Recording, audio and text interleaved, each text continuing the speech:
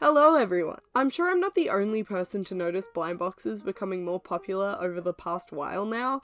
Series like the infamous Labubu, Sunny Angels, and Smiskies come to mind. So I thought it'd be fun to design my own kind of cute little blind box series in like an alternate universe where I'd been tasked with making my own. So that includes the box, advertising, base design, and variations. But in this universe, I'd like to really look into what made these specific blind boxes blow up and see if I can apply that to my own. Now, the most obvious answer for this is, of course, social media. We see them everywhere, collected by celebrities, influencers, promoting them and incentivizing purchases by fans, as well as being collected by other average people like us, showcasing the fun of opening them and encouraging jumping on the bandwagon. You wouldn't want to miss out, after all. Unless you're me. I'm kind of scared of spending money. The other factor that creates the insane popularity of these things, in my opinion, is the blind part of the blind box. It's basically just soft gambling. Buy the box, see which one you get, rinse and repeat. Oh, you got a duplicate? Give me $20 more and you can try again, okay?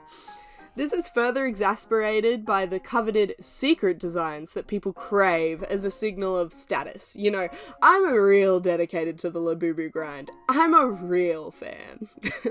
I'm not saying these blind boxes are all bad, of course.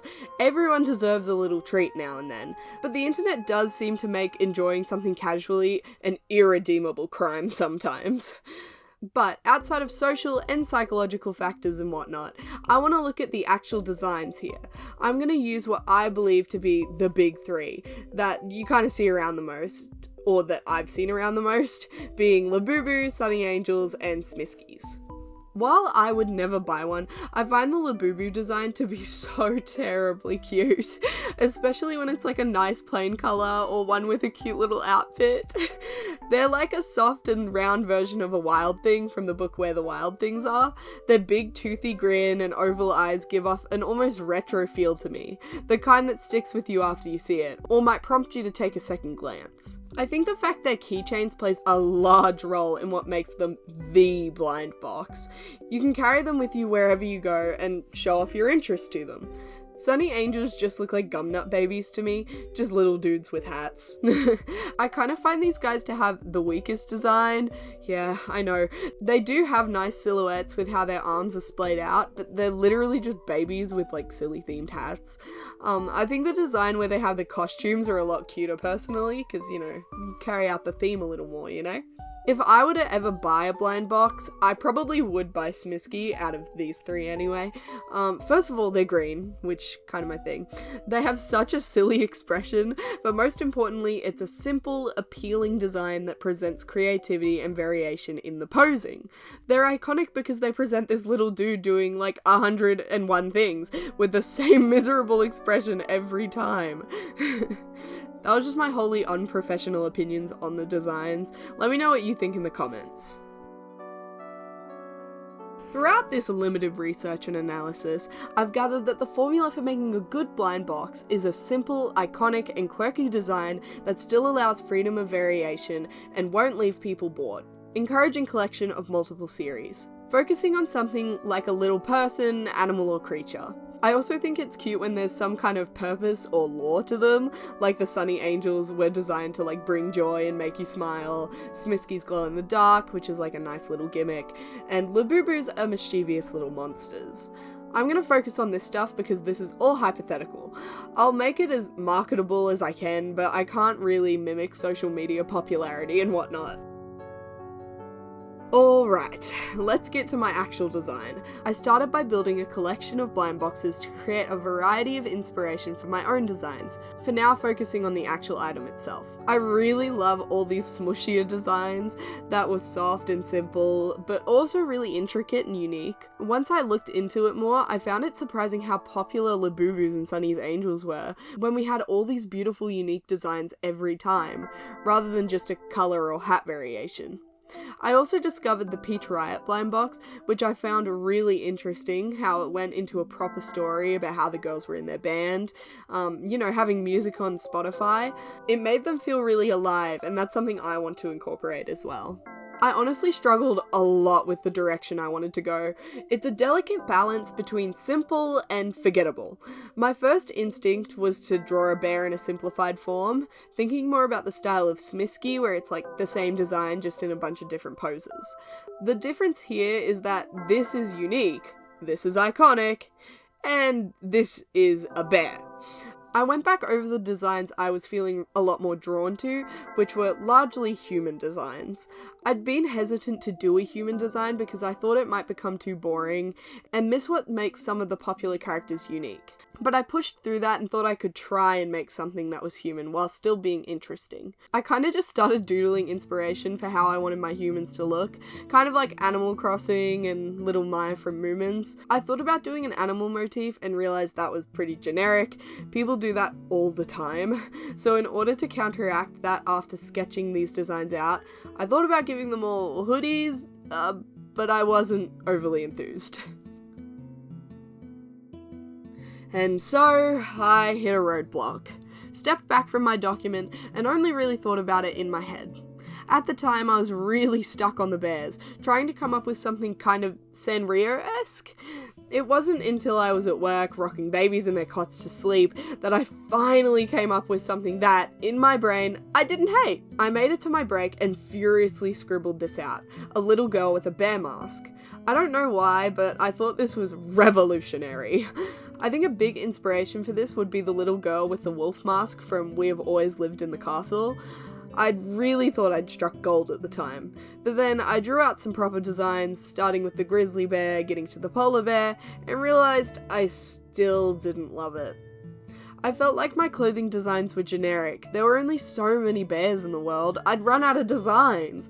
I think the mask element could be more memorable, but so limited in designs and scenarios in the end. So, frustrated, I turned my focus to something more lore-based, a character or two that could be remodeled in different designs. And that's when I saw this little critter in my head. I ended up going for a fantasy woodland theme, with these little goblin-y elf sisters. It took a while to get the colours right, but in the end I was able to create a design I believed was really cute and that people would enjoy collecting multiple poses of, and if not, enjoying them separately. I compiled a lot of the things the designs were reminiscent of, both in vibe and design, beginning to create some pose variation to collect in Series 1. There's two main gimmicks to these guys, one being that they both have the thing they enjoy doing, fishing and gardening, and some designs are intended to fit together, such as Flower handing something to fish, or them napping together. I also thought for the secret, or super rare one, it could be a design of the two of them together. So, through all that agony, we have our designs. Time for the box. Once again, I began with compiling a bunch of popular box designs, as well as boxes I just personally enjoyed. Once I'd done this, I took my inspiration and started sketching out some ideas. My first plan was to have them looking at each other. I thought it would have stuck out better from far away, but I don't think it showed off their main motifs or personalities well. So I zoomed out and added the fish and flowers. Not to be on the nose or anything. Then I took on the tedious task of redrawing all my designs onto the back of the box. In reality, these would probably be images of the designs instead of these little sketches, but I obviously don't have those. I then began adding the little details to the box on the side and the top. I decided to do a basket of both fish and flowers on the top because I needed to drill these symbols in wherever possible. I would probably get an actual graphic designer to create my logo, but for now, this is all I got. Despite being quite low effort, I still managed to struggle with it. Choosing colours was a bit of a difficulty. I wanted it to be warm but not intense, kind of like a soft autumn day. Balancing the backdrop to allow the main design to stick out took some fiddling, but we got there in the end. The background colour made the skin look kind of grey, so I needed to intensify all the colours. Colour context is such a funny thing. My favourite part of this whole thing was definitely doing the little details and my basket on the top. It's the little things that just make a design fun.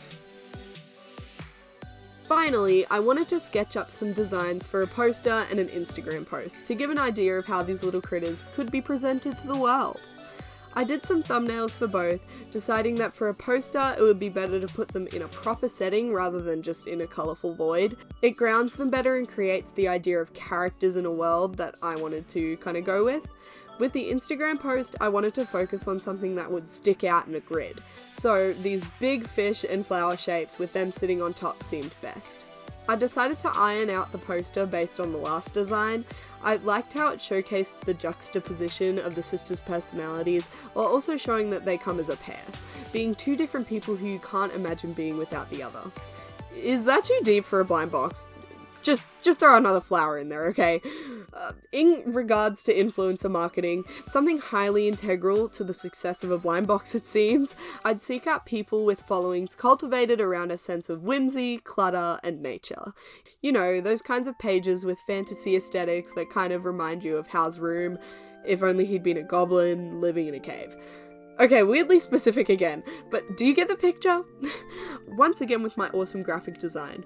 Fishing Flowers definitely releasing in September, guys. Wait, what do you mean it's already past September 1st? The insane amount of time I've spent on this has been exposed. Darn it! Now, the great thing about blind boxes is that they can have a million different designs forever and ever coming out in series.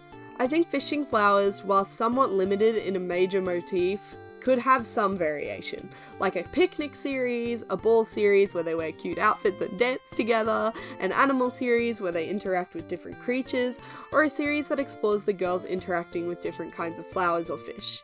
Flowers sitting on different flowers, and fish riding different fish. You could also do a less intricate kind of keychain set. In reality, I don't see this series going beyond a few releases, if in a hypothetical case it was popular, but there could be some cool designs if it did. Really, all it is just these two goblin girls. And that's that. All that struggle trying to design this, and here's how we ended. Fishing Flowers, my own unique blind box figures. They say to make something you would enjoy, and I think this would be a series I'd find myself very tempted to pick up. The fantasy of an ideal life hidden away in the warmth of the sun, peeking through the forest. And adorable little goblins are for sure in line with things I've collected in the past. They'd look great with my pocket dragons. What do you think of the whole blind box craze? Do you think it's overdone, or do you appreciate the whimsy they bring into people's lives? I could go either way, honestly. There's both good and bad. I'd love to hear what you think of real blind boxes, my designs, or any design ideas you have below. Thanks for watching, see you next time!